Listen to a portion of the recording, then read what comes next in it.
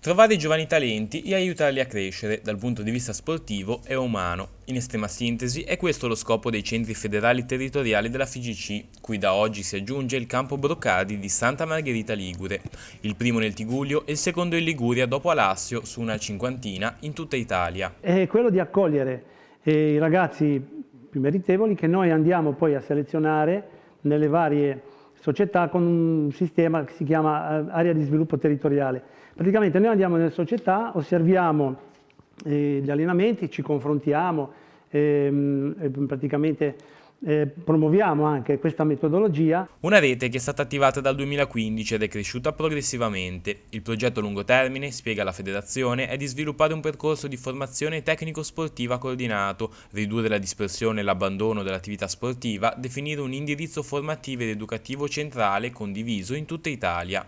Sono coinvolti gli atleti dai 5 ai 15 anni, le loro famiglie e le società calcistiche.